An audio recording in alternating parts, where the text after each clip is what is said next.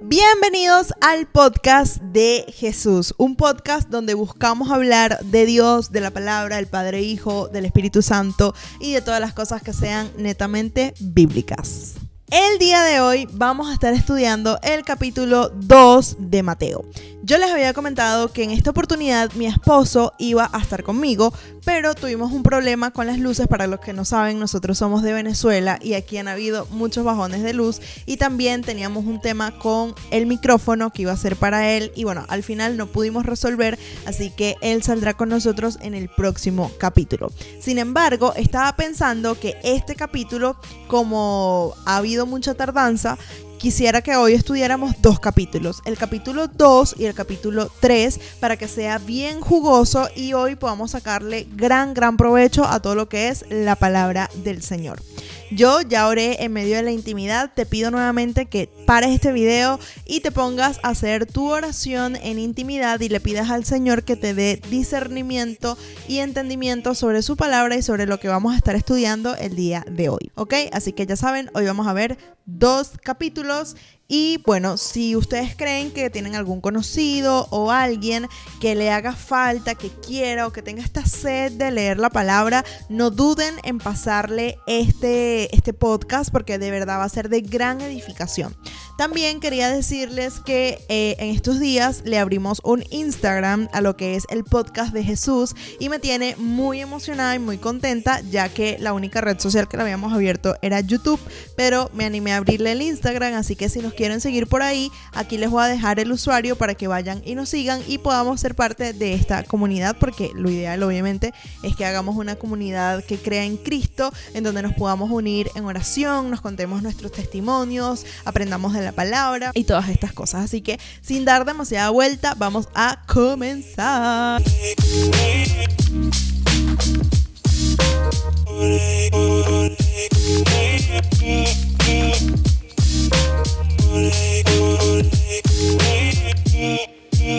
Hablar del capítulo 2, les cuento que hoy tenía muchos peroles encima y no me pude traer mi Biblia porque ahorita estoy en mi oficina, que es el lugar donde puedo grabar tranquilamente, así que hoy lo voy a hacer directamente desde la computadora. Yo abrí aquí ya el capítulo 2 de Mateo, así que vamos para allá. Aquí igualmente yo tengo mis cuadernitos, les había comentado, donde anoto todo lo que son los resúmenes. Hay muchas personas, voy a hacer un paréntesis antes de comenzar, hay muchas personas que siempre nos preguntan, pero ¿qué es lo que yo voy a anotar en medio del cuaderno? No me queda claro. Y yo les digo, el cuaderno simplemente es para que ustedes lo puedan leer en cualquier etapa de sus vidas y ustedes puedan hacer memoria y recordar lo que estuvieron estudiando y memorizando en medio de la palabra.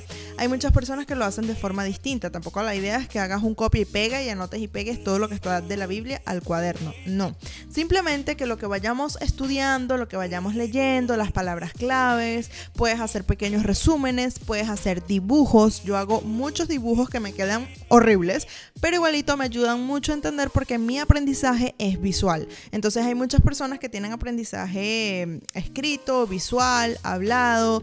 Entonces en todo caso ustedes lo pueden hacer como ustedes quieran, pero yo siempre les voy a recomendar o que hagan dibujitos o que hagan pequeñitos resúmenes donde ustedes con sus propias palabras puedan entender qué es lo que están anotando, qué es lo que entendieron y aprendieron de ese capítulo, y así si pasan 8 meses y ustedes vuelven a leer ese cuaderno, ustedes puedan leer ahí con total tranquilidad y puedan entender, ¿no? Y hacer memoria como que, esto fue lo que estudié, esto fue lo que aprendí, y realmente lo sepan como que digerir y puedan acordarse de lo que estuvieron estudiando y que no sea como que, ¿qué es esto que estoy leyendo?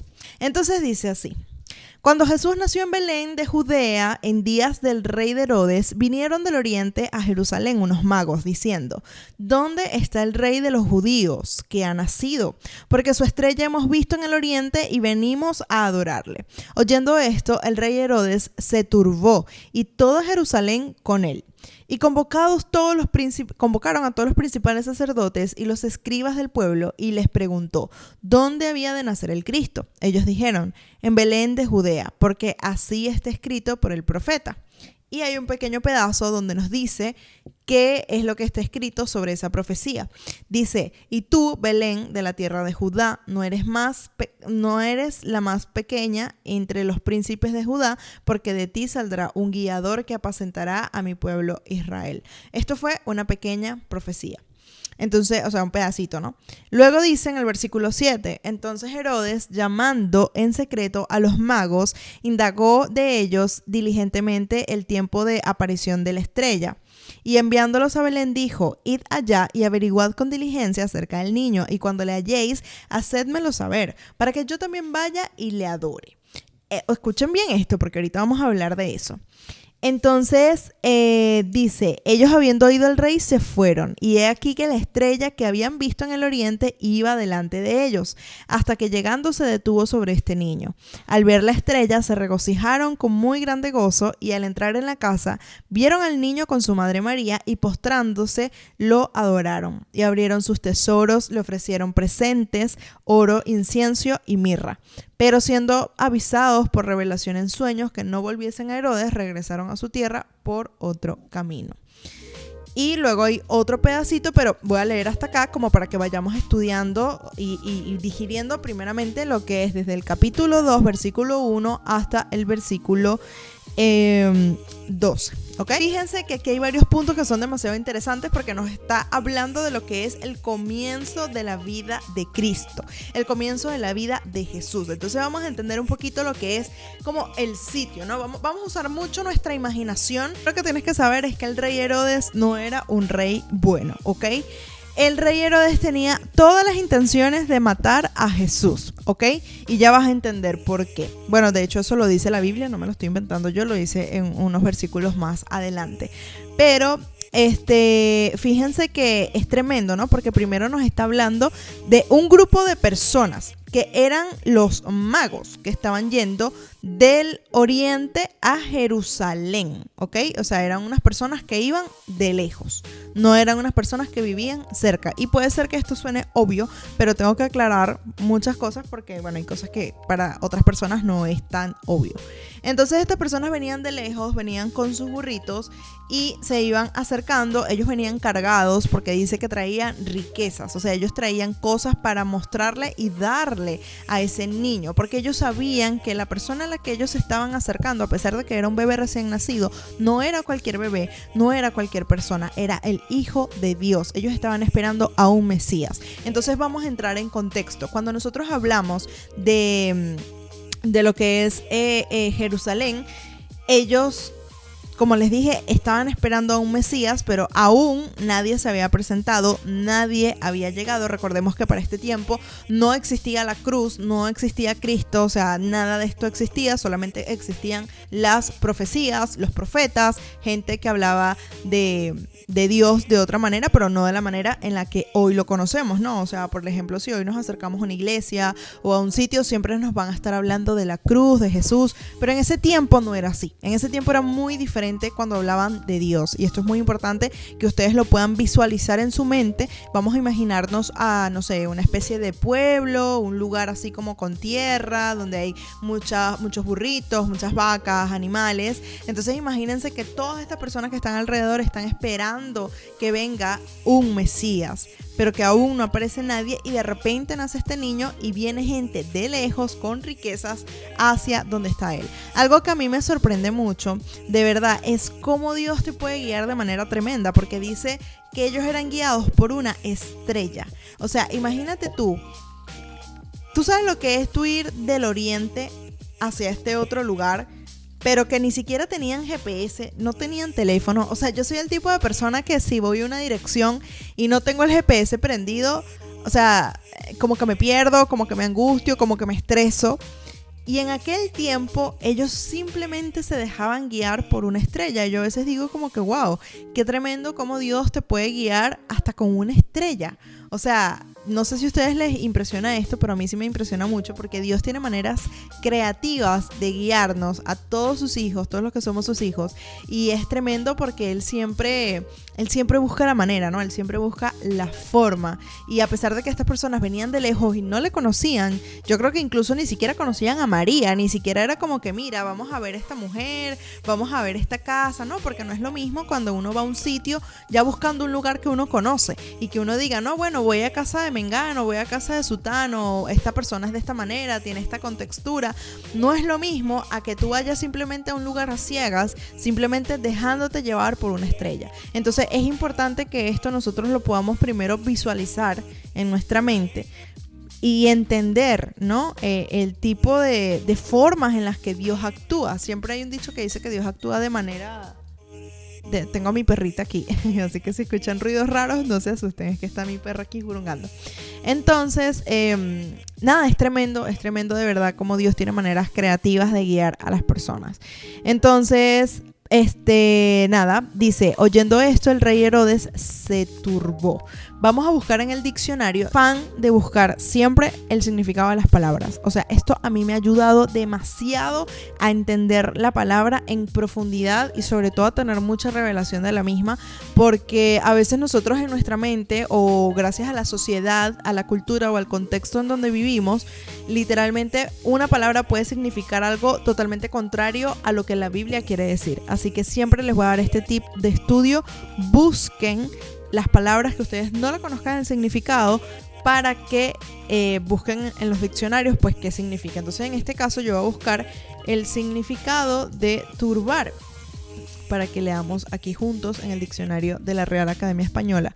Y dice, turbar significa alterar o interrumpir el estado o el curso natural de algo, usado también como pronominal. Esto significa que básicamente es alterar. O sea, el rey Herodes se alteró, básicamente. Se alteró al saber que venía un niño que era básicamente el Mesías. Ahora, yo me pongo a pensar también muchas cosas, ¿no?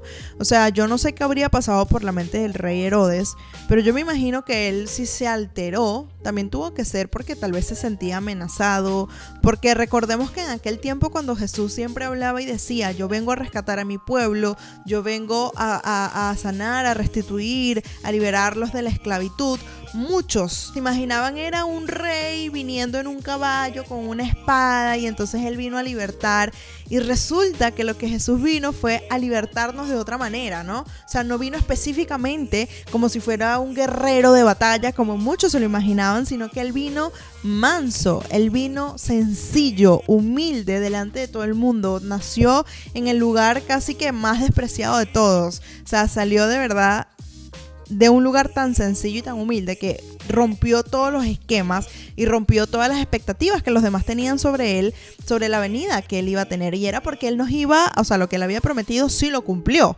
o no de la manera que los israelitas se los imaginaban en algún punto, porque ellos se imaginaban que venían con una espada a salvarlos, pero no era así. Dios venía a salvarlos, pero por ejemplo, a la hora de libertarlos de la esclavitud, por ejemplo, nosotros podemos ser esclavos en muchas áreas de nuestra vida cuando hablamos del espíritu. Muchas cosas del espíritu están alineadas también a lo que es nuestra mente, nuestra alma, nuestras emociones. Entonces, Dios vino, o sea, mandó a su hijo para libertarnos a nosotros de las cosas que éramos esclavos en nuestra vida. Por ejemplo, cuando nosotros tenemos adicciones en medio de nuestra vida, somos esclavos de esa adicción. Llámese pornografía, llámese drogas, llámese cigarro, llámese juegos, llámese como ustedes lo quieran llamar. Hay muchos tipos de adicciones. Entonces es tremendo cuando tú te pones a analizar todo en un contexto espiritual, cómo Dios te da revelación y cómo él se ponen a pensar, ¿por qué el rey Herodes se turbó? O sea, él se alteró. ¿Quién se altera por el nacimiento de un niño? A menos que tú seas su papá, no tienes por qué alterarte. Entonces yo no sé si fue que el rey Herodes se sintió amenazado porque entendió que venía un rey, pero yo me imagino que él en su mente carnal habría dicho, ¿sabes? Yo creo que el rey que viene me va a quitar mi puesto y se va a poner aquí, entonces es una amenaza. No lo sé. Ustedes déjenme saber en los comentarios qué opinan, si creen también que el rey Herodes pensaba esto o si hubo otra razón por la cual el rey Herodes se alteró, porque dice que se turbó él en su corazón, o sea, se alteró por el nacimiento de este niño, se angustió. Entonces es tremendo porque Jesús cuando vino acá a la tierra, él sí vino, pero él no vino como rey. O sea, a pesar de que él decía, yo soy el rey de los judíos, él no vino como rey. O sea, no sé si me entienden el contexto, ¿no? O sea, él vino a liberarnos, a libertarnos, él hizo todo lo que iba a hacer, pero todo fue sobre todo en un ámbito espiritual, más allá del carnal, ¿no? Cuando él dice que es rey de los judíos, no es precisamente porque se sentara en un trono en medio de un país, en medio de Israel, o sea, no fue ese el contexto. Entonces quería aclararles eso. Entonces seguimos. Y dice, y toda Jerusalén con él, o sea, que no solamente el rey Herodes se turbó, sino que también se turbó el pueblo, o sea, el pueblo entero. Tú imagínate lo que tiene que pasar para que literalmente un pueblo entero se altere por el nacimiento de un bebé. O sea, procesa esta información y digiérelo y piénsalo, ¿no? O sea, eso es primero es muy poco común, no pasa. Y segundo, nuevamente me pregunto por qué el pueblo se alteraría porque venía un niño, que en este caso ya sabemos que era Cristo. Entonces dice, convocaron a todos los principales sacerdotes. Los principales sacerdotes, amigas y amigos, eran, en ese tiempo habían ciertas personas que estaban autorizadas a leer la palabra, por decirlo de alguna manera. O sea, primeramente, ahorita cuando nosotros vamos a leer la Biblia, ustedes saben perfectamente que es como un libro. Pero en aquel entonces no era así. En aquel entonces había unos pergaminos, creo que se le llama así. O sea, eran como unos rollos de estos que uno como que abría y luego los enrollaba así y eran como tubitos. Esos fueron los primeros libros, por así decirlo. Por aquí voy a tratar de dejarle unas fotos para que ustedes puedan asociar lo que les digo que era la palabra, ¿no? Entonces la palabra se leía por medio de esto, pero estos pergaminos o tubitos, yo les digo tubitos pero no se llaman tubitos, realmente los podían leer solamente algunas personas, no podía ser todo el mundo como es ahora, que cualquier persona puede tener la Biblia y la puede leer. En aquel tiempo pues no era así. Mira, aquí está mi perrita interrumpiendo el podcast, ¿verdad? Entonces, como les decía, dice que los principales sacerdotes estaban convocados y los principales sacerdotes eran como una especie de autoridad espiritual en ese momento, ¿ok? O sea, había una autoridad grande y le tenían mucho respeto el pueblo a estas personas. También estaban los escribas del pueblo y les preguntó dónde había de nacer el Cristo. Ellos dijeron en Belén de Judea porque así está escrito por el profeta. Ahora, es importante que ustedes sepan también cuál es la diferencia entre un principal sacerdote y un escriba. Yo ahorita, donde yo notaba que el significado de las palabras que no conocía, no lo tengo aquí, así que lo voy a buscar en Google, pero dice que los escribas eran los encargados de inscribir, clasificar, contabilizar y copiar, usando varios tipos de escritura. En otras palabras, podría ser académicos y abogados profesionales que se especializan en la ley mosaica. ¿Ok? Entonces, básicamente, los escribas eran personas que podríamos decir que trabajaban de la mano con los sacerdotes también, y nuevamente eran personas de mucha autoridad en medio del sitio. Entonces, bueno, resulta que Herodes dice, entonces Herodes, llamando en secreto a los magos, él agarró y él llamó a los magos en secreto, o sea, ni siquiera lo hizo delante de la gente, lo hizo en secreto y les dijo, miren, ¿saben qué? Ustedes van a ir donde está Jesús, donde está ese bebé, ese niño, y cuando ustedes consigan dónde están, ustedes vienen y me lo hacen saber. Obviamente, nadie conoce los corazones de nadie, dice la palabra que el único que conoce nuestros corazones es Dios. Pero Dios sabía cuáles eran las intenciones de Herodes y más adelante lo vamos a entender por qué. Pero básicamente Herodes lo que quería era sacarle la información a ellos, los estaba utilizando, sus verdaderas intenciones era manipular a los magos para que ellos pudieran, o sea, para que el rey Herodes pudiera acercarse al niño y matarlo o mandarlo a matar en su defecto.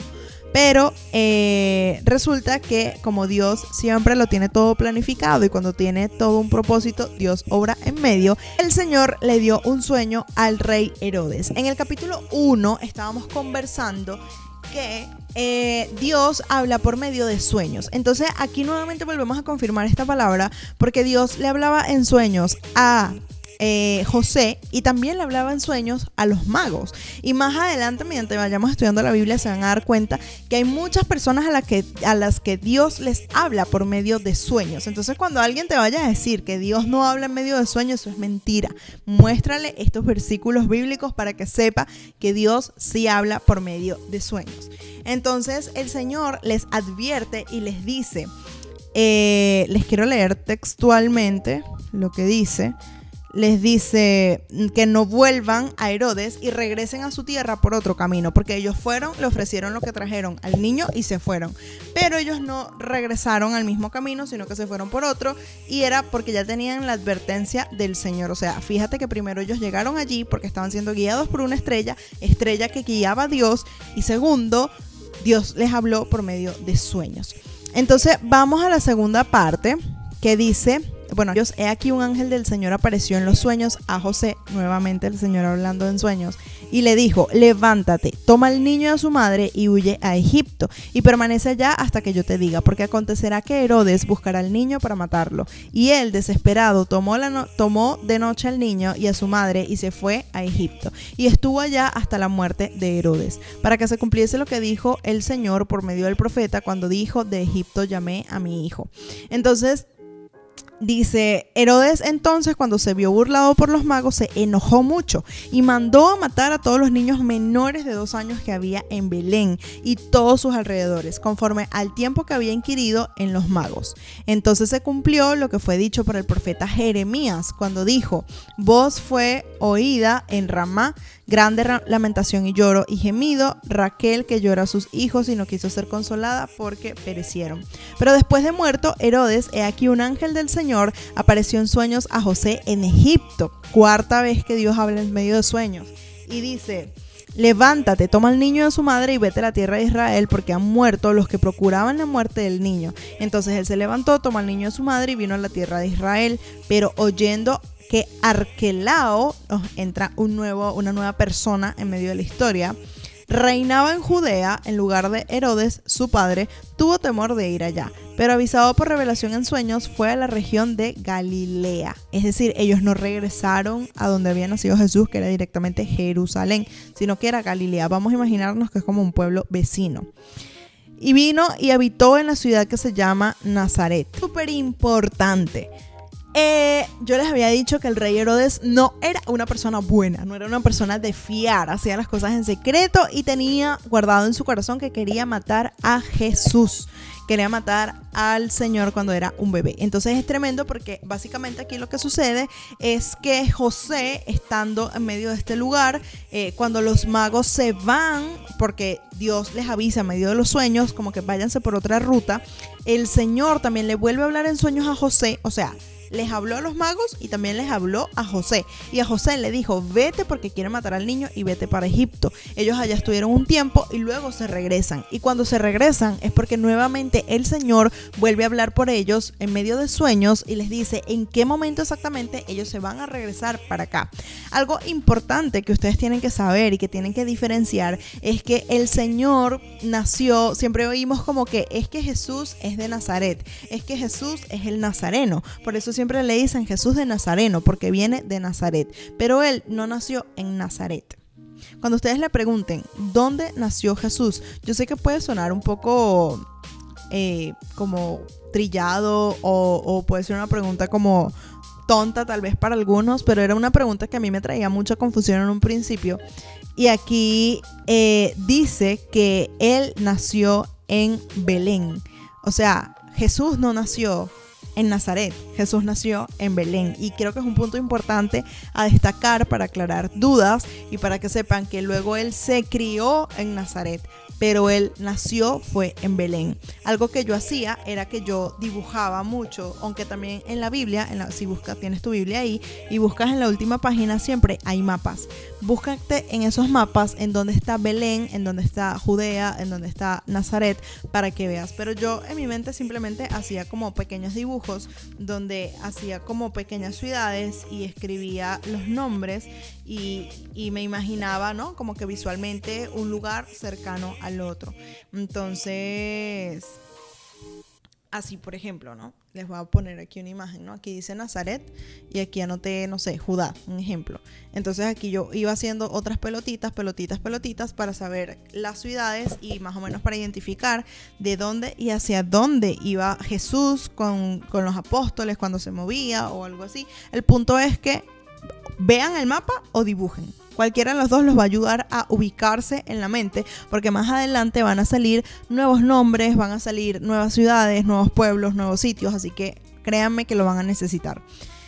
Entonces, bueno, tengan por entendido que Jesús nació en Belén y no en Nazaret. Él se cría en Nazaret y también estuvo un tiempo en Egipto junto con María y junto con José. Llega lo que es el capítulo 2, no fue tan largo como yo pensé que iba a ser, pero básicamente de aquí aprendemos que el Señor siempre tiene un plan, el Señor sigue hablando por medio de sueños, que el Señor no solamente le habló a una sola persona en sueños, sino a varios. Ya vimos que le habló a los magos, ya vimos que le habló a José y que lo hacía frecuentemente, no era algo que pasaba de vez en cuando. Por aquí, hasta aquí podemos dejarlo bien, creo que está bastante claro, está bastante entendido todo lo que aconteció en ese momento. Ya nos podemos imaginar esta primera escena donde María está con su bebé en medio de los animales, les dejan las cosas que trajeron, que ustedes ahora si se ponen a ver, María y José no eran personas ricas, María y José no eran personas pudientes. Entonces tú te pones a analizar y tú dices, o yo por lo menos lo hacía de esta manera, yo decía,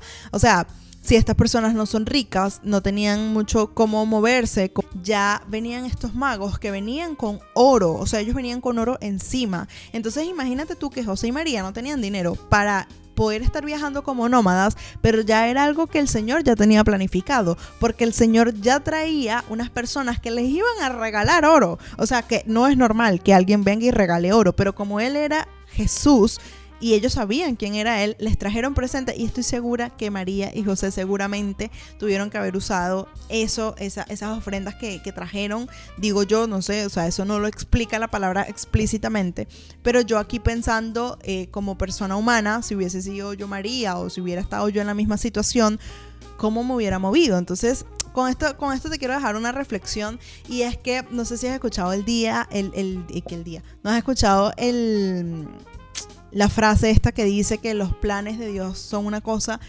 y los nuestros son otros. Eso de hecho también sale en la Biblia, donde Dios también dice, mis planes son más grandes que vuestros planes. Entonces esta palabra me trae a la memoria ese otro versículo, porque es tremendo cómo nosotros a veces nos preocupamos por lo que vamos a vestir, por lo que vamos a comer, por lo que vamos a beber, pero resulta que ya el Señor tiene un plan para todo eso, o sea, y Él te dice, no te preocupes, no tienes que angustiarte, no tienes que afanarte, porque ya yo lo tengo todo bajo control. Entonces tienes un claro ejemplo como María y José no tenían nada, porque ni siquiera fue que Jesús nació, no sé, en un hospital, en un sitio así de parto, o sea, no, nació casi que en una granja. Entonces imagínate tú cómo aún en medio de esto, o sea, me voy a atrever a decirlo, como aún en medio de la pobreza, el Señor tenía todo controlado para que ellos se movieran, para que ellos comieran, para que ellos viajaran, para que ellos volvieran. Dios sabía en qué tiempo iban a regresar ellos, y es tremendo cómo Dios ya tenía un propósito con ellos, y aún es más tremendo cómo ellos se dejaban guiar y direccionar por Dios. O sea, no era así como que, ay, me apeteció ir a Egipto, adiós, me voy. No, era como que eran guiados por Dios, o sea, sus decisiones eran sustentadas y respaldadas por la palabra de Dios. Entonces nosotros tenemos mucho que aprender de ellos, y es que primero, cuando Dios te habla en sueños, escúchalo, porque estoy segura que a mucha gente Dios les habla en sueños, aquí de las personas que están viendo este video, y muchas veces también tenemos que orar para saber cuándo son sueños de parte del Señor y cuándo son sueños de nuestra carne y cuándo son sueños del enemigo. Pero por ahora lo que tienes que saber es que Dios tiene con lo que Dios tiene un propósito, ya Él tiene planes. O sea, nosotros no tenemos que preocuparnos por nada. Entonces, también te digo, no te preocupes por nada en tu vida, porque tu vida también tiene un propósito en la tierra y Dios sabe cuál es ese propósito, y dentro de ese propósito ya hay planes. Dentro de ese propósito ya el Señor sabe a dónde vas a ir, cómo y con quién vas a llegar a ese sitio. Puede ser un trabajo, puede ser un viaje, puede ser cualquier cosa que esté ocurriendo en tu vida. El Señor ya tiene el control. Entonces, qué tremendo que algo que parece tan sencillo, ¿no? Podríamos decir como que en el capítulo 2 de Mateo simplemente se nos habla cómo el Señor nace y se llevan al niño a otro estado, otro lugar, y luego regresan. Podríamos decir que otro país, si no estoy mal, porque Egipto creo que no era parte de esa parte donde nació Jesús. Entonces se lo llevó lejos, ¿no? Se lo llevó a otro sitio lejano. Entonces, a simple vista podríamos verlo como un simple nacimiento, pero si reflexionamos más allá de cuál es la reflexión que nos deja Mateo capítulo 2, me atrevería a decir que es confiar en el Señor. Confiar en que Él tiene un plan, en que Él tiene un propósito, que todo lo que tú hagas, Él ya tiene un plan. Y yo sé que a veces Dios hace cosas que uno dice que Dios, no entiendo por qué estás haciendo esto, pero Él ya lo sabe. Él sí lo sabe. Él sabe por qué hace las cosas aunque tú no lo entiendas. Yo me imagino que en este momento José no titubeó, María no titubeó, ninguno de ellos titubearon, a pesar de que Dios sí le había dicho el por qué ellos iban a estar viajando, ¿no? Porque el niño iba a ser asesinado. Pero ellos tenían fácilmente, pudieron haber dicho, ¿sabes qué? No sabemos, ¿sabes qué?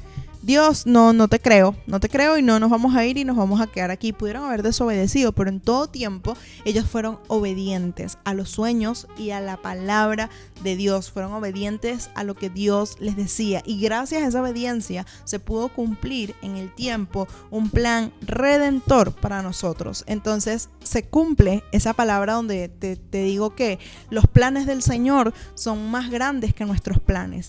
A veces nosotros no sabemos a dónde Dios nos lleva, pero ahí hay un plan, ahí hay algo por la cual el Señor quiere que tú estés donde estés. Entonces quiero que esa sea la mayor reflexión que nos llevemos al capítulo 2 de Mateo, y que no solamente nos quedemos con un nacimiento del niño, sino de cómo Dios desde arriba estaba orquestando todo lo que estaba pasando abajo con estas personas. Entonces ahorita, como yo les dije que íbamos a estudiar también el capítulo 3, vamos a pasar al capítulo 3. Yo voy a aprovechar para tomar un poquito de agua porque estoy seca, así que un momento. Predicación de Juan el Bautista. Les voy a leer de una manera más interactiva para que no sea una lectura aburrida, sino que mantengamos aquí el hilo de lo que va pasando, ¿ok? En aquellos días vino Juan el Bautista predicando en el desierto de Judea, diciendo: arrepentíos, porque el reino de los cielos se ha acercado. Pues este es aquel de quien habló el profeta Isaías cuando dijo: voz de que clama en el desierto, preparad el camino del Señor, enderezad sus sendas. Y Juan estaba vestido de pelo de camello y tenía un cinto de cuero alrededor de sus lomos. Y su comida eran langostas y miel silvestre, y salía a él Jerusalén y toda Judea y toda la provincia alrededor del Jordán, y eran bautizados por él en el Jordán, confesando sus pecados. Al ver que muchos de los fariseos y de los saduceos venían al bautismo y les decía: generación de víboras, ¿quién os enseñó a huir de la ira venidera? Haced pues frutos dignos de arrepentimiento. Esto también lo voy a marcar para irles explicando.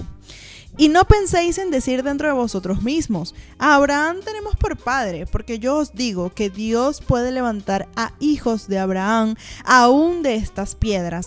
Y ya también el hacha está puesta a la raíz de los árboles. Por tanto, todo árbol que no da buen fruto es cortado y echado en el fuego. A poner aquí, amigas. Entonces voy.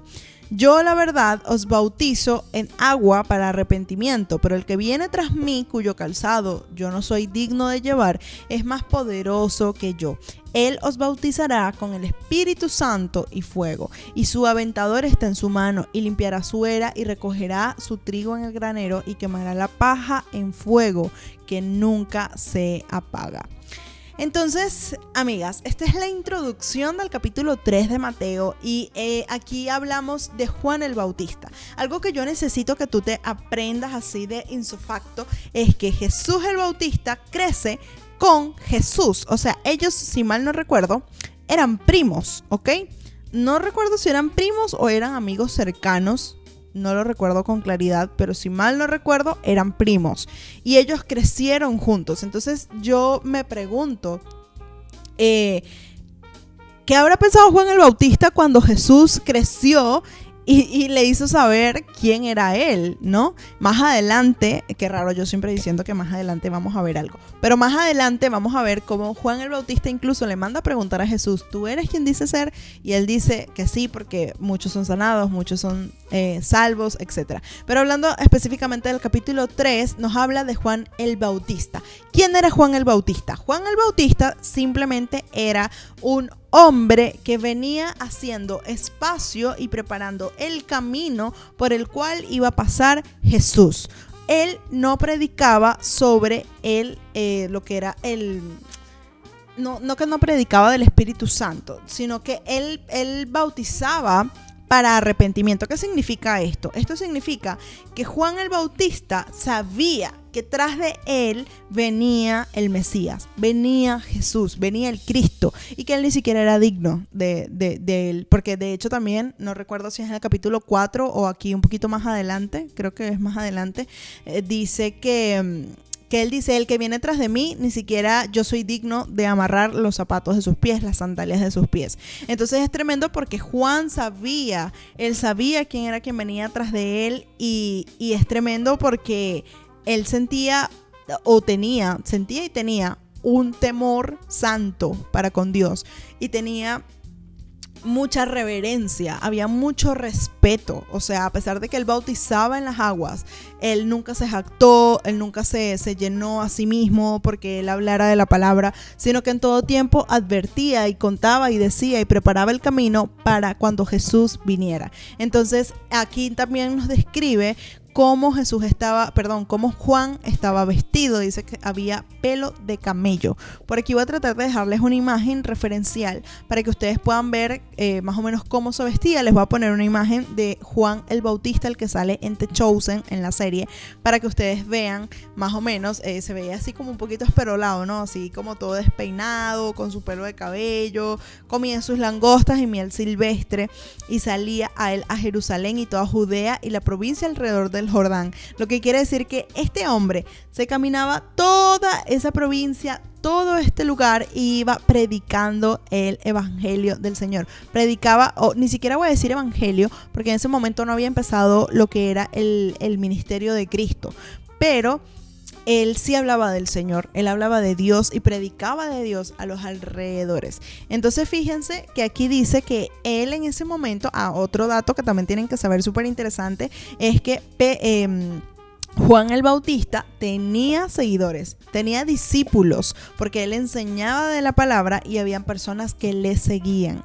Y esto es algo interesante, guárdenlo en su mente o anótenlo en su cuaderno, porque más adelante también van a ver por qué les estoy diciendo esto. Aquí dice que los fariseos y los saduceos. Como yo sé que aquí muchos no saben qué es eso, vamos de nuestro mejor amigo, que es Google, y vamos a buscar cuál es el significado de fariseo. ¿Qué es un fariseo? Esto de buscar así que es un fariseo me recuerda mucho a mis primeras clases los primeros estudios bíblicos que yo hacía con mi esposo. Y bueno, aquí dice, a ver, un fariseo es un seguidor de una secta judaica. Bueno, aquí lo llaman secta, a mí no me gusta decirle secta, pero que aparentaban rigor y austeridad, pero en el día los preceptos de la ley y sobre todo su espíritu. Básicamente lo que es un fariseo es una persona nuevamente religiosa de autoridad que aparentaban que eran como muy rectos, que eran como aparentaban que eran muy rígidos, y la verdad es que dice que ellos eludían los preceptos de la ley y sobre todo su espíritu. O sea, ellos eran personas que, en pocas palabras, por fuera se veían súper religiosos, súper moralistas, súper rectos, súper entendidos, pero por dentro ellos tenían un corazón corrompido. De hecho, en otras partes de la Biblia, el Señor también les advierte a los fariseos de que ellos por fuera son como las lápidas. Bueno, Jesús no usa la palabra lápidas, él usa otra palabra que significa cementerio, pero no es cementerio. Es otra palabra que por fuera, sepulcro. Sepulcro es la palabra que utiliza el Señor. Él dice en la palabra que ellos eran como sepulcros, porque por fuera eran hermosos y limpios, pero por dentro estaban secos, como podridos, o sea, como que no le estaban dando, ¿ok? Entonces, básicamente, tenemos que habían fariseos y habían saduceos. Entonces, ¿qué es saduceos? Dice, significa saduceo. En resumen, los saduceos eran los que no creían en la resurrección, ¿ok? Pero también tenían autoridad en temas religiosos. Hay personas que tenían esta autoridad religiosa, estudiaban la ley, estudiaban la palabra, pero eran personas que no creían en la resurrección. Imagínense ustedes que Cristo resucitó, ¿cómo se habrían puesto estas personas cuando vieron a Cristo resucitar? Pero para no desviarme de lo que estamos hablando, quiero decirles que tengan en mente quiénes son los fariseos, los saduceos y todas estas personas, porque todos ellos, vamos a verlos como un grupito de gente. Este grupito de gente más adelante siempre iban en contra de Dios, siempre le buscaban, como quien dice, la lengua a Dios. Ellos siempre estaban en contra, siempre buscaban algo para decirle, o sea, ellos siempre querían llevarle la contraria y les molestaba. Me atrevería a decir que muchos incluso llegaron a sentir envidia y decían que Jesús blasfemaba cuando decía que él era el Hijo de Dios. Entonces, bueno, dice, al ver que muchos de los fariseos y de los saduceos venían a su bautismo, les decía: generación de víboras, ¿quién os enseñó a huir de la ira venidera? ¿Por qué ustedes creen que Juan el Bautista les decía esto a este grupo de personas? Es por lo que les acabo de decir, porque todos ellos estaban pendientes, como más de lo de afuera que de lo de adentro. Ellos estaban pendientes de que los pusieran en los primeros puestos, en los puestos VIP de los sitios donde iban. Ellos les gustaba tener autoridad, ellos les gustaban que la gente los admirara. Recordemos que en aquel tiempo tampoco existían las universidades. O sea, los únicos entendidos en temas de estudios bíblicos y no bíblicos eran ellos, o sea, eran las personas con dinero. Entonces ellos eran adinerados y también tenían poder y tenían autoridad porque eran religiosos en medio de, como quien dice, del pueblo y de los lugares, ¿no? O sea, la gente los admiraba muchísimo. Entonces es tremendo porque ellos básicamente toda la pinta era por fuera, pero por dentro ellos no hacían cumplir la palabra como el Señor lo demandaba. Entonces es tremendo porque el mismo Juan les decía: generación de víboras. O sea, básicamente, ¿qué es una víbora? Una víbora es un animal que, bueno, ya sabemos que no simboliza algo bueno específicamente. Yo me atrevería a decir que víbora significa como hipócrita, ¿no? O sea, él le decía como que ustedes son hipócritas porque por fuera son una cosa y por dentro son otra. Y les dice como sarcásticamente: ¿quién les enseñó a huir de la ira venidera? Hagan los frutos dignos de arrepentimiento. ¿Qué se refiere Juan cuando dice hagan frutos dignos de arrepentimiento? Él lo que quiere decir, a ver, primero vamos a entender qué son los frutos, ¿ok? Porque quiero que todos estemos alineados y que hablemos en el mismo idioma y estemos en la misma sintonía. Frutos, la palabra frutos, sí, yo no sé si ustedes han escuchado cuáles son los frutos del Espíritu Santo. Pero bueno, si ustedes no lo han escuchado, yo se los voy a explicar porque para eso están ustedes aquí. A ver, cuando nosotros normalmente pasamos mucho tiempo con el Señor, mucho tiempo en sus escrituras, meditando en la palabra, pasamos tiempo con el Espíritu Santo, dice el Señor en su palabra que nosotros empezamos a tener frutos del Espíritu. ¿Y cuáles son los frutos del Espíritu? Hay dos tipos de frutos. Está el fruto de la carne y está el fruto del Espíritu. El fruto del Espíritu es mansedumbre, es humildad, es sencillez, es básicamente las características que tuvo Jesús cuando vino, ¿ok? De hecho, lo voy a buscar porque hay más y se las quiero decir todas. Los frutos del Espíritu. Bueno, eso de hecho está en la Biblia en Gálatas 5 y dice que son amor, gozo, paz, longanimidad, benignidad, bondad, fe, mansedumbre y templanza. Templanza es cuando una persona es como tranquila, nada la altera, es una persona que no se deja llevar por sus emociones. La fe es cuando creemos en algo que no vemos. La bondad es cuando damos el bien aún incluso a personas que tal vez no lo merezcan. Aunque es parecido al significado de misericordia. Benignidad habla de lo benigno, de lo bueno, ¿no? Entonces, básicamente, cuando nosotros pasamos tiempo con el Espíritu Santo, nosotros empezamos a notar cómo dentro de nuestra personalidad, aunque nosotros no seamos así, eso empieza a nacer, empieza a fluir, tú empiezas a querer ser así. Porque, ¿qué pasa? Cuando nosotros no conocemos a Dios o cuando nosotros estamos acercándonos recientemente a Dios, por lo menos algo que a mí me pasaba mucho era que yo decía, no, yo soy así, a mí nadie me cambia, a mí nadie me esto, yo soy así, pim pum pam, yo era la más pipirisnay. Y resulta ser que Dios, en medio de su misericordia, cuando tú te estás acercando a Él, Él te empieza a mostrar cuáles son los pecados que tú tienes encima. Y es tremendo porque el Señor en medio de su palabra también dice, la palabra, ahorita no recuerdo en qué parte, pero hay una palabra, una parte de la Biblia donde el Señor dice que Él es el único que puede mostrarnos cuál es el pecado que nosotros tenemos encima. Entonces, cuando tú pasas mucho tiempo con Dios, con el Espíritu Santo, meditando su palabra, leyendo la Biblia, ayunando, orando, empiezas a notar una serie de cambios.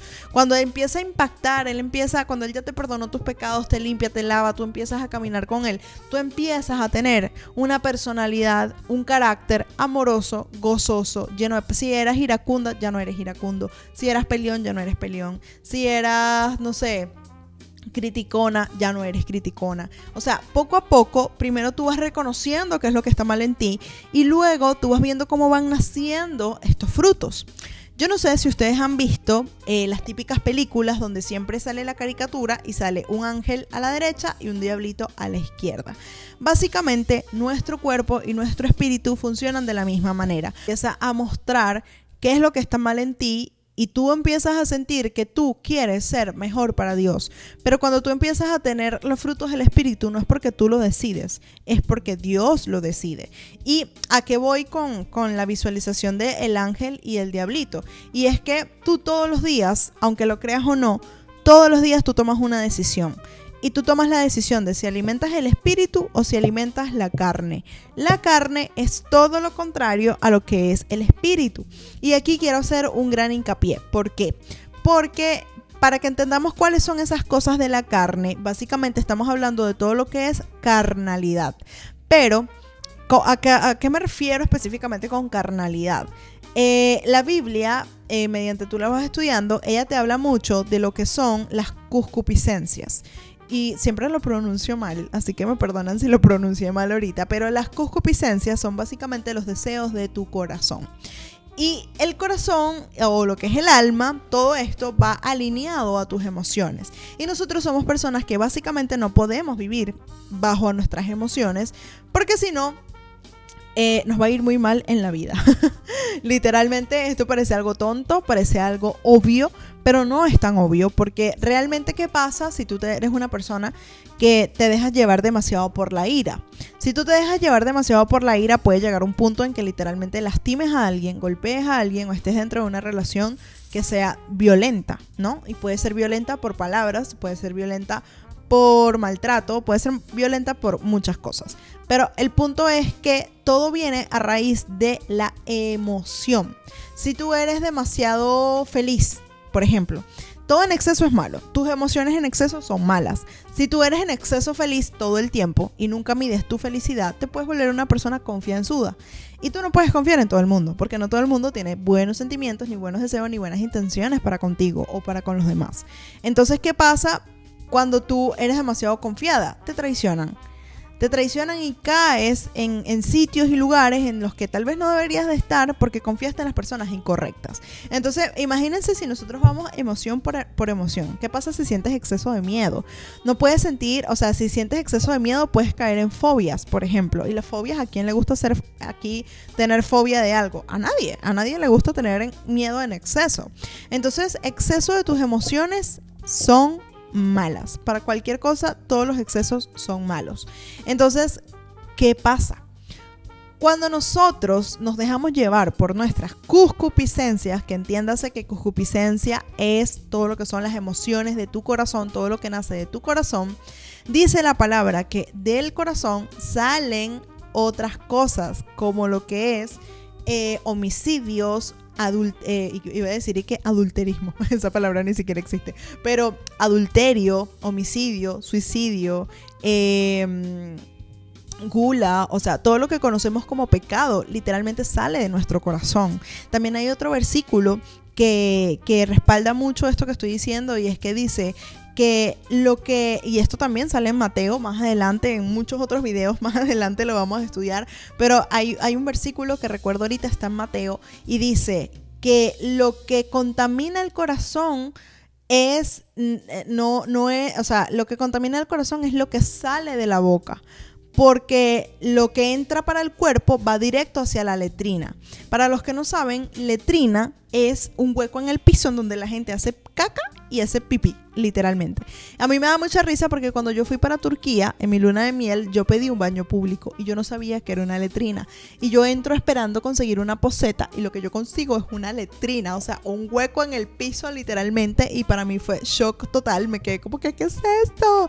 Luego lo busqué en internet y entendí que era una letrina, y por ende entendí mucho también qué significaba letrina en medio de la palabra, ¿no?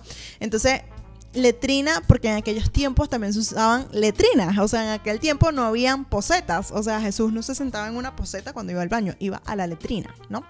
Entonces, entendiendo que es una letrina, entiendan que lo que sale del cuerpo va por la letrina, pero lo que sale de la boca contamina el corazón, y no me lo inventé yo, sale en Mateo. Me perdonan si no me acuerdo los versículos específicos porque siempre se me olvida, pero estoy trabajando en eso. Ustedes son quienes todos los días deciden qué van a alimentar. ¿Van a alimentar al espíritu o vas a alimentar a tu carne? Si tú alimentas tu carne, estás alimentando tu carnalidad, estás alimentando tu concupiscencia, estás alimentando todo lo que nace de tu corazón, estás alimentando todo lo que viene de tus emociones, y caes en el exceso. Y cuando caemos en el exceso es que vienen situaciones a nuestra vida que realmente nosotros no queremos. Vienen situaciones a nuestra vida que hasta pueden ser peligrosas para nosotros mismos, aunque nosotros en nuestra mente creamos y pensemos y nos hagamos escenarios de otras cosas. Así que uniendo esto junto con lo que estudiamos en un principio,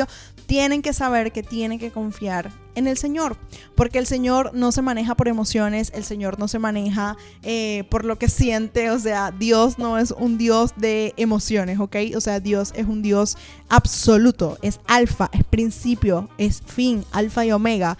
Y Él lo tiene todo bajo control, Él lo tiene todo planificado, y Él también nos hace una invitación a lo largo de que tú empiezas a leer y estudiar el Evangelio. Te das cuenta cómo Él te invita constantemente y frecuentemente, sobre todo lo que es la persona de Pablo, siempre nos dice que tenemos que vivir alimentando el espíritu constantemente. Entonces, imagínate que el diablito que está de este lado es como tu carne, y el angelito que está de este lado es como el espíritu. Si tú alimentas a tu carne, vas a vivir más alejada de Dios o más alejado de Dios, porque Dios no quiere que vivamos cumpliendo las concupiscencias de nuestros corazones. Por el contrario, Él lo que quiere es que estemos cerca de Él. Pero tu carne, tu cuerpo físico, tu mente, es como cuando vas al gimnasio. Empiezas un mes, empezaste a ir y después ya no quieres ir más, porque tu carne y tu cerebro no quieren, simplemente le da fastidio, encuentras miles de excusas. Y básicamente así pasa con Dios. Cuando te empiezas a unirte a Él, cuando empiezas a leer la palabra, cuando empiezas a leer las escrituras, de repente te da fastidio, de repente no quieres leer más la palabra, de repente no quieres alimentar todo lo que es el espíritu, sino la carne. Por lo menos en mi juventud a mí me pasaba que alimentaba mucho mi juventud, ¿no? O sea, siempre quería estar rumbeando, siempre quería estar en la fiesta, siempre quería estar... me dejaba llevar mucho por mi juventud, por mi emoción, y eso poco a poco el Señor me lo fue mostrando, ¿no? Como que mira quién tú estás alimentando. Entonces, eso es un trabajo que literalmente tienes que ir tú agarrada al Espíritu Santo, y el Espíritu Santo te lo va a ir mostrando, te lo va a ir enseñando, y Él te va a decir a quién tú estás alimentando y te vas a dar cuenta. Ahora, cuando tú empiezas a alimentar el espíritu en vez de tu concupiscencia, es tremendo, porque en medio de esto tú empiezas a ver cambios tremendos. O sea, tú vives todos los días para alimentar el espíritu y no la carne. Tu vida va a cambiar al 100% y luego va a haber gente que te va a decir, tú no eras así, ¿por qué actúas así? Te pueden decir la cristianita, el cristianito, la religiosa, el religioso, pero no les prestes atención a esos comentarios, porque créeme que la forma en la que Dios cambia tu vida siempre es para mejor, siempre. Nunca Dios va a cambiar tu vida para peor, nunca lo va a hacer para hacerte sentir mal. Dios nunca te va a meter en situaciones que no sean beneficiosas para ti. Y no digo que Dios te vaya a meter siempre en cosas bonitas, porque te estaría mintiendo, porque hay procesos en los que Dios también nos mete para ponernos disciplina y ponernos carácter, porque también dice la palabra que Dios a quien ama disciplina, y que nosotros no tenemos que rechazar la disciplina del Señor. Entonces fíjense qué tremendo como nosotros aquí estamos estudiando esto, y nada más con la palabra frutos dignos del arrepentimiento. Miren todo lo que salió, miren todo hasta dónde nos fuimos, ¿no? Pero es que de verdad para mí es muy importante que ustedes puedan entender en profundidad lo que significa o por qué Juan, volvamos a nuestra historia, por qué Juan le dice a estos hombres religiosos, de repente les dice, hagan frutos dignos de arrepentimiento. Yo creo que ahora ustedes entienden mucho mejor esta palabra, esta frase que dice frutos dignos de arrepentimiento. Frutos, ¿a qué se refería con frutos? O sea, sean no voy a decir buenos porque nadie es bueno, pero sean benignos, sean pacíficos, sean, tengan estos frutos de arrepentimiento. ¿Por qué dice frutos dignos de arrepentimiento? Si nosotros buscamos o si vemos la palabra arrepentimiento, era lo que les explicaba ahorita, ¿no? Cuando ustedes están realmente arrepentidos delante de la presencia de Dios, entonces empiezan a nacer estos frutos del Espíritu Santo. O sea, no es como la gente lo ve, porque mucha gente en la tierra, en el mundo, en todos lados, siempre nos ven a los cristianos como que, es que ese era así, ¿no? Pero ahora él se metió a cristiano y entonces desde que él es cristiano, él ahora se las da de muy santo, ¿no? Y siempre te lanzan estos comentarios. Cosa es que tú quieras aparentar ser una persona santa, que no dudo que lo haya. En alguna parte del mundo tiene que haber gente que quiere engañar a los demás y hacerle pensar a los demás que son santos, pero en verdad no lo son, y esto a la larga no llega lejos, porque como lo dice el dicho, las mentiras tienen patas cortas.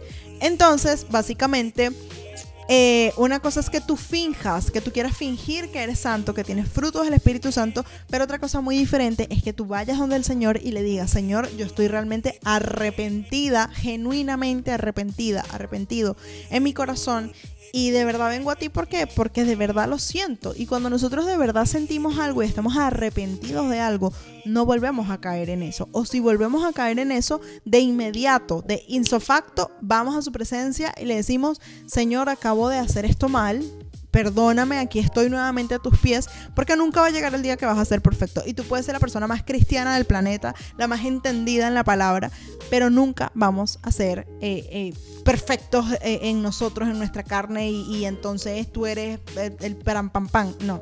O sea, eso fue algo que también a mí me impresionó mucho cuando estaba estudiando el libro de Romanos, y me impresionaba mucho porque hay muchas personas que son cristianos que incluso se pueden creer que son como que no, es que yo ya me sé la Biblia, o yo ya me estudié la palabra, o es que yo soy muy entendido.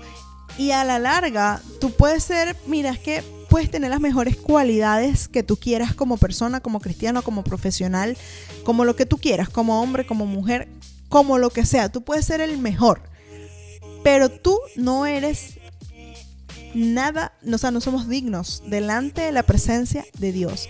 Si nosotros podemos acercarnos a la presencia de Dios, si nosotros podemos medianamente tratar de acercarnos a Él, es por pura misericordia y es por pura gracia, literalmente. Y cuando tú entiendes esto, a ti la cabeza como que te explota, ¿no?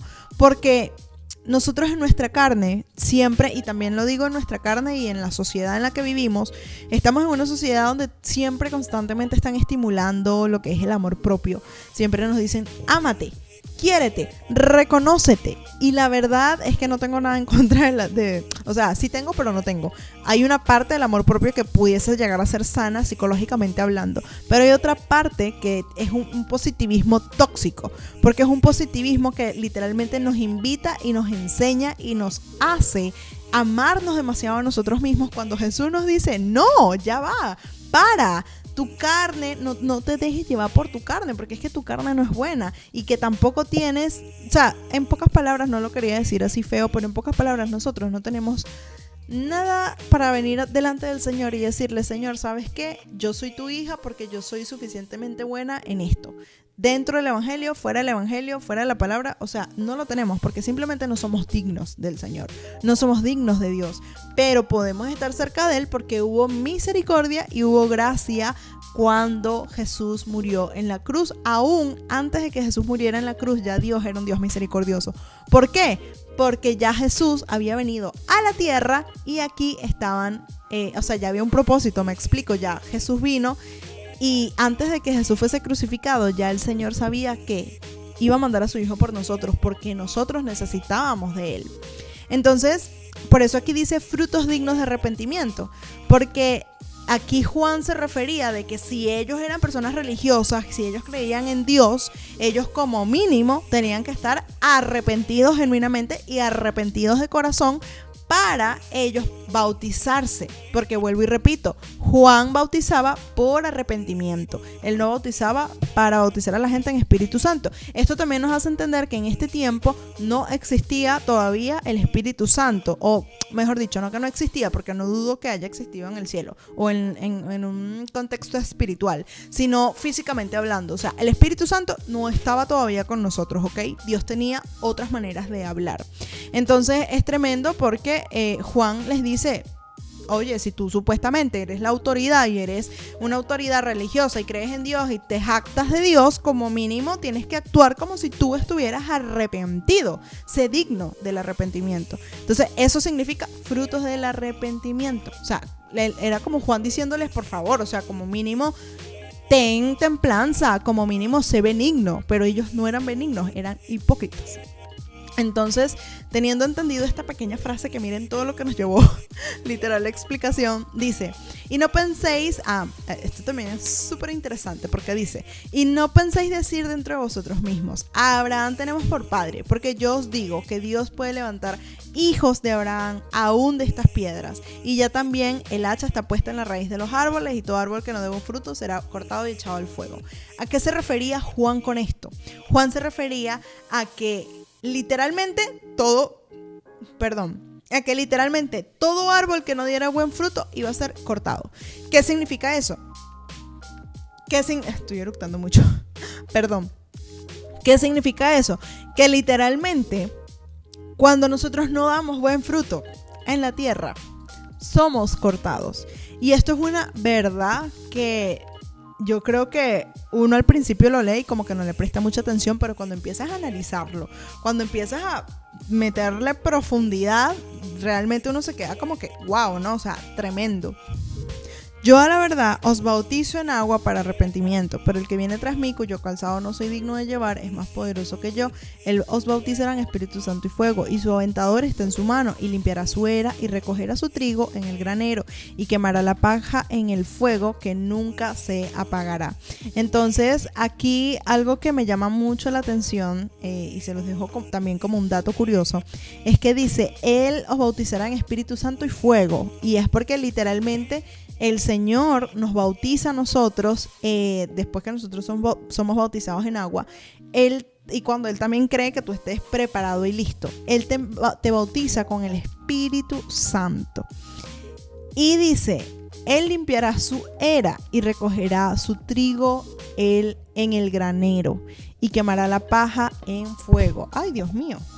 Y quemará la paja en fuego, que nunca se apagará. Y saben que yo en estos días estaba estudiando el Apocalipsis junto con mi esposo, y me llama la atención porque hay una parte donde dice que como que Jesús es como que se abren los cielos y tiene una hoz. Para los que no saben qué es una hoz, es como imagínense una media luna y es filosa. Y tengo entendido, no sé muy bien para qué funciona la hoz, pero toda la Biblia siempre está utilizando analogías, por lo menos en la Reina Valera. Y bueno, también lo que eran la forma de predicar de Jesús, él siempre hablaba con analogías. Y analogías es como que algo que se parece a otra cosa, ¿no? Pero te lo explica de manera diferente. Entonces, aquí dice que, o sea, en la parte esta del Apocalipsis, dice que hay un ángel que pasa la hoz como por la tierra, porque ya la tierra está lista. Y esta frase me recuerda mucho esa parte del Apocalipsis, porque es que literalmente, como lo describe el Apocalipsis, dice que la tierra ya está lista para cegar. Y aquí dice que recogerá su trigo en el granero, ¿no? Es como que va a cegar y ya lo que nos sirva literalmente se va a botar en el fuego. Entonces esto es muy literal. Y finalmente, muchachos y muchachas, ya nos acercamos al final de este podcast. Dice, entonces Jesús vino de Galilea a Juan al Jordán para ser bautizado por él. Mas Juan se lo oponía diciendo, yo necesito ser bautizado por ti y tú vienes a mí. Pero Jesús le respondió, deja ahora, porque así conviene que cumplamos toda justicia. Entonces le dejó y Jesús, después que fue bautizado, subió del agua. Y he aquí, los cielos fueron abiertos y vio al Espíritu de Dios que descendía como paloma y venía sobre él. Y hubo una voz de los cielos que decía, este es mi Hijo amado, en quien tengo complacencia. Es tremendo. Yo siempre estoy diciendo que todo es tremendo, pero es que la Biblia a mí me vuela la cabeza. No sé si a ti te pasa, pero a mí me vuela la cabeza porque Dios tiene unas maneras de obrar simplemente que son impresionantes, de pana impresionantes. Entonces aquí básicamente tenemos a un Juan que estaba más que conmovido, estaba, yo me imagino, admirado. O sea, tú sabes lo que es tener a Jesús enfrente tuyo. O sea, imagínate esto. Yo muchas veces he tratado de imaginármelo tipo físicamente y es como, wow. O sea, wow. No, o sea, eso era como una tremenda bendición, porque no todo el mundo puede tener a Jesús, o sea, no todo el mundo pudo tener a Jesús enfrente. Y qué bendecidos fueron en aquel tiempo los que pudieron estar delante del Señor. Pudieron haberle dado un abrazo, pudieron, no sé, besarlo, tocarlo, apretarlo. O sea, yo digo, si yo tuviera a Jesús en persona, wow, o sea, no sé ni cómo reaccionaría, pero yo me imagino que este mismo sentimiento era el que tenía Juan cuando Jesús se le para enfrente y le dice, bautízame porque es que esto es necesario. Entonces él en su mente, yo me imagino tanta admiración y tanto amor que sentía por el Padre, ahora también sentirlo por el Hijo, tener el Hijo delante de él y que tengas que ir a bautizarlo. O sea, yo me imagino que en su mente él solamente decía, yo no soy digno de hacer esto, pero si tú lo dices, ok, vamos a hacerlo. Entonces me imagino a Juan simplemente choqueado en medio de esta situación. Y él va, bautiza a Jesús como que se tumba, ¿no? En el río, se levanta. Y cuando él se levanta, dice que los cielos fueron abiertos y bajó una paloma, que representa a de Dios. Entonces, yo me imagino la escena y simplemente me parece que es demasiado conmovedora. Y sobre todo que en medio del bautizo, y ya con esto cierro, que en medio del bautizo, de la nada, o sea, imagínatelo, estás en un parque donde hay un río. De repente aparece Jesús enfrente tuyo y te dice, bautízame porque es necesario. Tú sabes quién es Él, te sientes admirado y le amas. Y de repente lo vas a meter en el agua y cuando lo vas a meter en el agua, lo bautizas y cuando sale una voz del más allá diciendo, es que este es mi Hijo amado, en Él tengo complacencia. O sea, wow. Tú sabes lo que es que tú estés de la nada en un río y salga una voz del más allá, donde tú no sabes si vino del cielo, del monte, de los vecinos. O sea, no sabes de dónde vino, pero vino una voz que decía que ese era su Hijo amado y que en Él tenía complacencia. Entonces, qué tremendo cómo O sea, yo me imagino la cara de ellos en ese momento. Es como que yo esté aquí y de repente ¡pux!, me salga una voz del más allá. O sea, ojo, son cosas que pasan porque Dios le gusta hablar de maneras distintas. Recordemos que Dios habla con voz audible. Sí, hay gente que ha escuchado a Dios con voz audible. Dios habla por medio de la palabra, Dios habla por medio de sueños, Dios habla por medio de personas y a veces también te habla por medio de videos. Entonces, es tremendo porque de verdad que yo creo que esa fue una situación que yo siempre trato de imaginarme todo, como te comento. Entonces yo me imagino cómo sería la cara de todos los que estaban ahí parados en ese momento, porque no me imagino que ahí sí nada más iba a estar Juan y Jesús. No, ahí tenía que haber más gente que también estaba queriendo ser bautizado. Entonces imagínate la cara de todo el mundo en ese momento. Pero recuerda que Jesús en ese momento no era conocido, no era famoso todavía. Jesús llegó a ser famoso. A él lo conocían en todos lados por los milagros que hacía y por lo que profetizaba, lo que decía, lo que predicaba. Pero esto pasó con el tiempo, ¿no? O sea, en este momento yo me atrevería a decir que la persona que tenía mucha conciencia de quién estaba delante de él era Juan, pero capaz el otro que se iba a bautizar después de Jesús no sabía muy bien quién era Jesús, porque no conocía ni quién era, ni de dónde venía, ni qué iba a hacer, ni qué milagros hizo. O sea, no sabían quién era, básicamente. Entonces, imagínate ese poco gente ahí y de repente sale una voz que suena así, boom, boom, y te dice esto. Wow, o sea, a mí simplemente me parece alucinante y ver cómo Dios también en todo tiempo siempre estuvo respaldando el ministerio de Jesús. O sea, lo respaldó en muchas maneras, literalmente, en muchas maneras, y creo que esta es una de las tantas. Yo creo que si yo hubiera sido Juan en medio de esa situación, eso hubiera sido una confirmación para mí, porque es que no cualquiera se bautiza y de la nada sale una voz del cielo diciendo, este es mi hijo amado. Entonces eso es una confirmación de que él era Jesús, de que él era el Hijo de Dios. Entonces, bueno, amigas y amigos, este es el final del podcast. Espero con todo mi corazón que lo hayan disfrutado, que hayan aprendido algo nuevo el día de hoy, que lo hayan visto hasta el final, porque hay gente que se queda hasta la mitad. Pero de verdad que me disfruté mucho releer este versículo. A mí me gusta mucho leer todo lo que es el Nuevo Testamento frecuentemente porque siento que siempre me habla. O sea, siempre hay algo que me ministra de una u otra manera.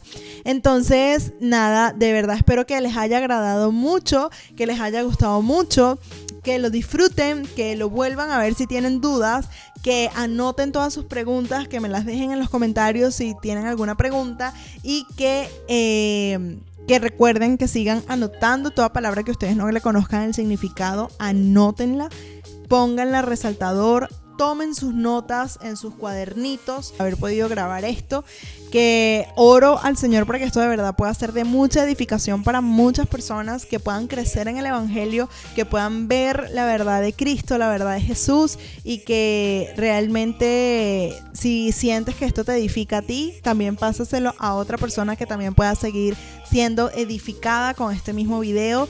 Y recuerden que todo lo que aquí estudiamos, decimos o hablamos es completamente bíblico. Aquí cuando yo les voy a dar mi opinión, siempre les aclaro cuándo doy mi opinión y cuándo es algo netamente de la Biblia.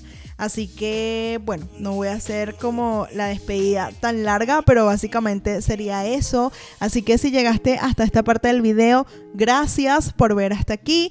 Recuerden suscribirse si no nos están siguiendo. Recuerden dejar sus dudas en los comentarios y envíenle este video a quienes ustedes sienten que lo necesitan.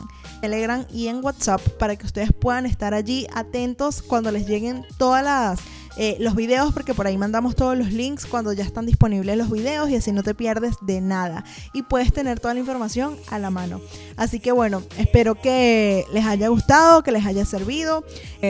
Hagan resúmenes, por favor, hagan resúmenes y vayamos teniendo una continuidad para que en el próximo video vayamos a estudiar el capítulo 4 y es importante que ustedes vayan manteniendo lo que vamos estudiando, lo vayan manteniendo pues en la cabeza, lo vayan meditando y estudiando, repasando en la semana para que puedan llegar frescos al próximo capítulo.